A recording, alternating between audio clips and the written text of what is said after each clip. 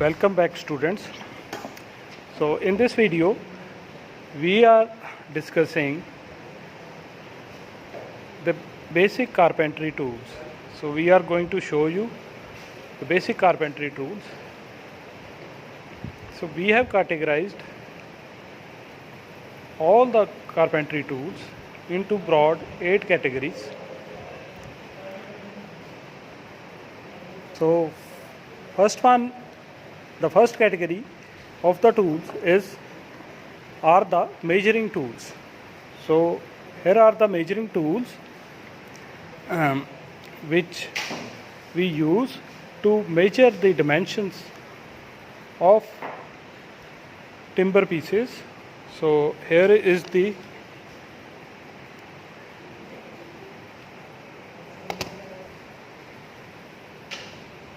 measuring tape which we use to measure long timbers or long lengths of timber. Here is the steel rule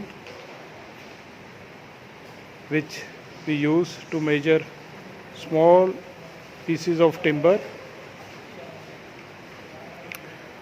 So dimensions are in centimeters as well as in inches. Here is the foot rule, foldable foot rule, to measure different timber pieces. Then are the marking tools. These marking tools are used to mark already measured angles or dimensions on the piece of wood which we are preparing for our engineering purpose.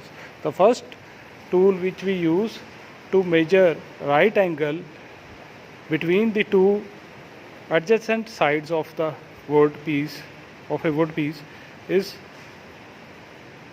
this tri-scale. So this is the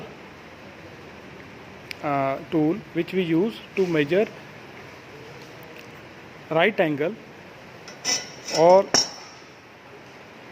to measure the angle between the two adjacent planes of a wood piece are perpendicular to each other. This is used to verify that fact. And the second one is marking gauge. So here a scriber is attached in front of marking gauge. Here one is the spotting plane. So we open this marking gauge according to our given dimension, and then with the help of this screw we tighten this at that particular dimension. So when we scribe or when we mark our piece with the help of this scratching tool, so we keep it at uniform dimension or at uniform measuring distance, so we can mark a good scratching line over a piece of wood. So this is bevel scale. So this is used to measure different angle other than the right angle on the piece of wood or between the two sides of the wood. So this is external divider to measure the external distances. This is the internal divider to measure the distances inside the groove or hole in the wood. So this is the scriber to mark any random markings on the wooden surface. Then comes the cutting tools. Cutting tools are used to cut different sizes of the wood. After measuring and marking, cutting is done on the piece of wood. So different types of saws and chisels are used. So for continuous cutting, saws are used. So this is the rip saw. This is used to rip apart or to cut away two pieces of wood. This is the tenon saw. Tenon saw is used where we have to make tenons or protrusions which we have to keep parallel to each other. So we use this type of saw, that is tenon saw. Then to cut some curves or uh, to cut some curves in the wood, we use this coping saw, and this is the keyhole saw. So keyhole saw is a saw which is very thin and can be used to cut keyholes in the wood or to cut uh, small gaps inside the wood. Then there are chipping tools, or these are also cutting tools, but they remove material with the process of chipping. So we have to strike these tools with the help of wooden mallet. So these are used with the by striking wooden mallets on this end of these striking of these chipping tools. So this is mortise chisel used to cut mortise, as I have told, in mortise and tenon joint. So we have to cut out a mortise from the piece of wood. We use this chisel. So this is gauge chisel used to chip out round surfaces. So one end is kept round.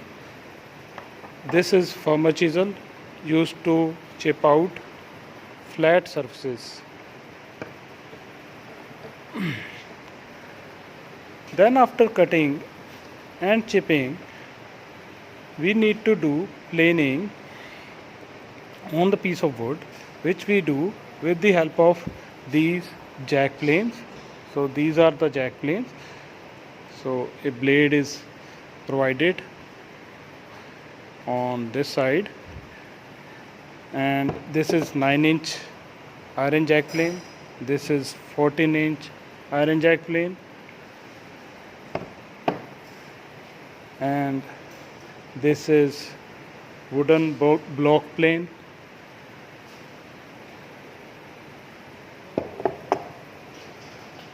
This is single rebate plane used to make rebate planes on one side, and this is double rebate plane or iron double rebate plane used to make, it can make rebate planes on both sides, left or right side. And this is spoke shave used to shave off small chips or small deformations or distortions from the plane. So this is spoke shave. So then we can also use files to remove or for planing the surface, wooden surface. Here is the square file, as the cross section is square in this file. So this is the flat file used to file flat surfaces. This is the half round file used to file curved surfaces. So this is the rasp file used to file rough cuts or remove some extra amount of material as compared to other files which I've shown, but they are used to remove roughly material from the wood. Then we have striking tools used for different purposes, for striking nails in the wood, for striking joints together, and for striking chipping tools. Here is the cross Here is the cross pin hammer, claw faced hammer, and edge. So on one side it can remove material from the wood, and this side is used for striking. So this is a tool which is used both for removing the material from the wood as well as striking. So then there are drilling and boring tools which we use for drilling holes in the wood and for boring holes in the already drilled holes. So this is the gimlet drill which we use to drill holes in the wood. So this is the ratchet brace. Here we can attach a drill bit.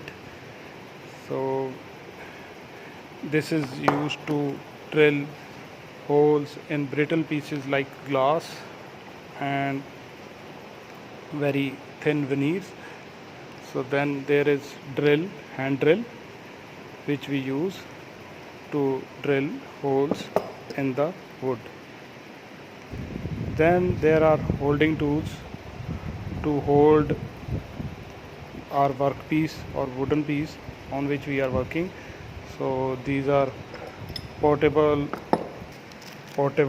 C-clamp to hold pieces of wood. So this is carpentry vise to hold workpieces on the workbench. So this is the workbench on which we place our workpieces when we work on them. A bench hook is also provided on the workbench to hold the piece during planing and other operations, so that our workpiece do not slip over on the workbench. Of course, there are some other helping tools like screwdriver and tong to remove out nails from the wood. These are also helping tools and are of great help in a carpentry shop. That's all for the hand tools which we use in carpentry shop. Thanks for watching.